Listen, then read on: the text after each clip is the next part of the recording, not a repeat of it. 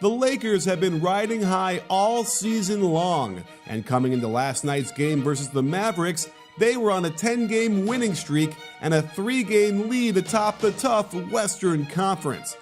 It sometimes takes years before we look back and realize when the passing of the torch from one generation to the next actually happened. But in last night's game between the Mavericks and Lakers, one particular play seemed to indicate that one man's legacy is coming to an end while another man's promise is being fulfilled.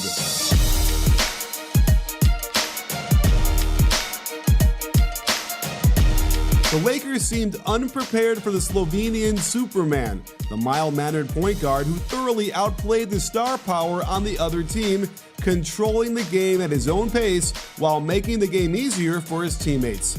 It all started with an exciting set.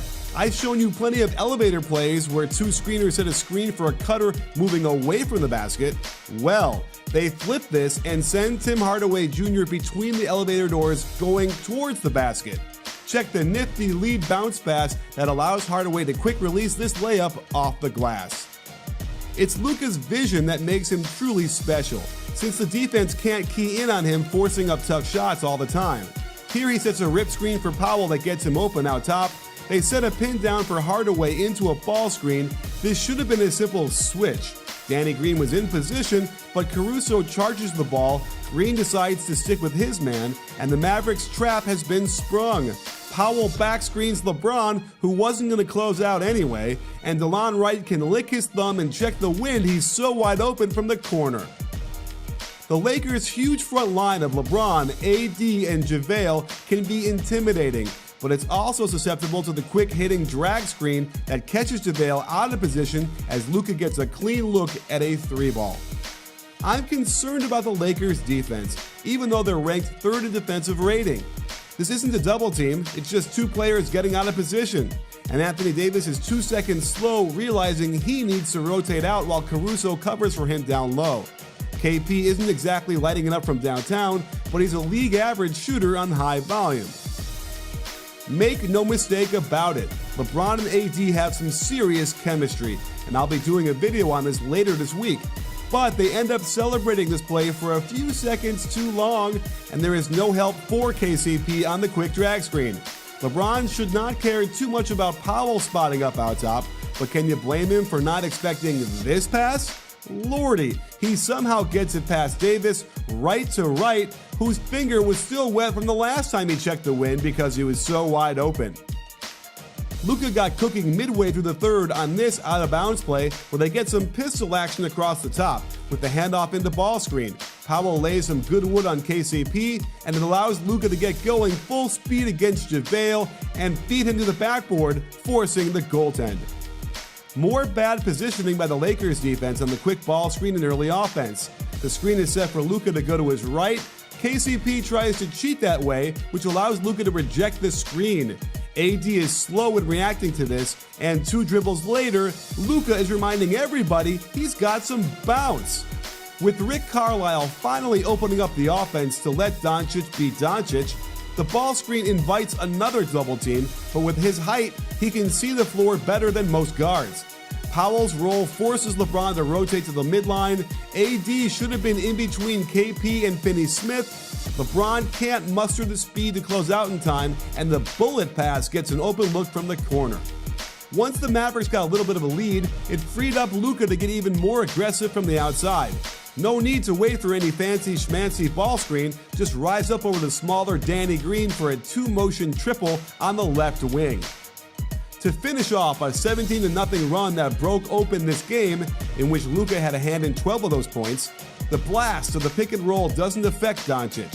LeBron doesn't get his hands up, Caruso is too short to matter, and Rondo rotates, but his gamble doesn't pay off as Powell gets the ballet move to drop.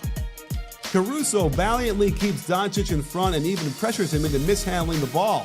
Some of the best defense on Luka all night.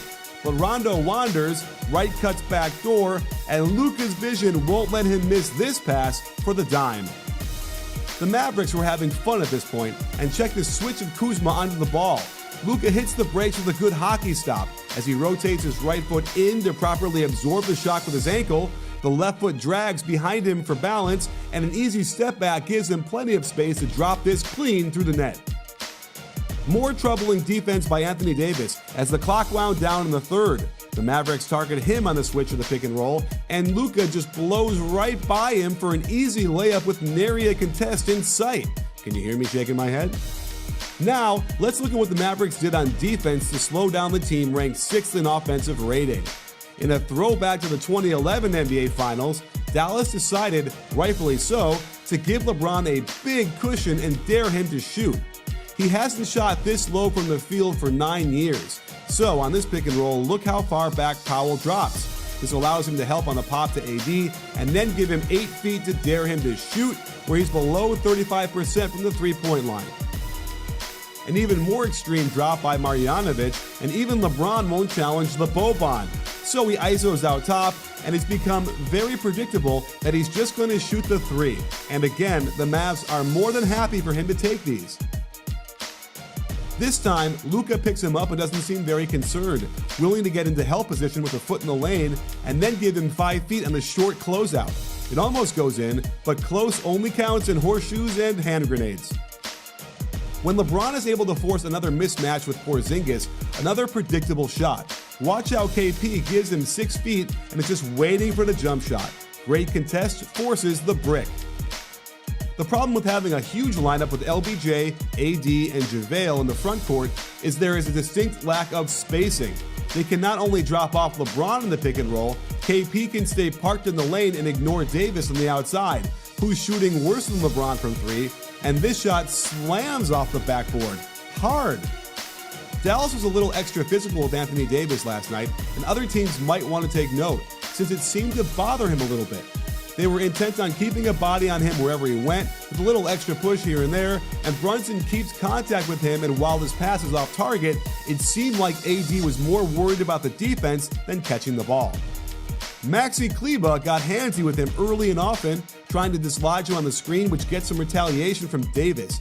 When he rolls to the hoop, a little bit more bodying, then a subtle shove in the back before AD snares the board, and then another contest with not enough contact for a foul, but enough to force the miss and leave Davis on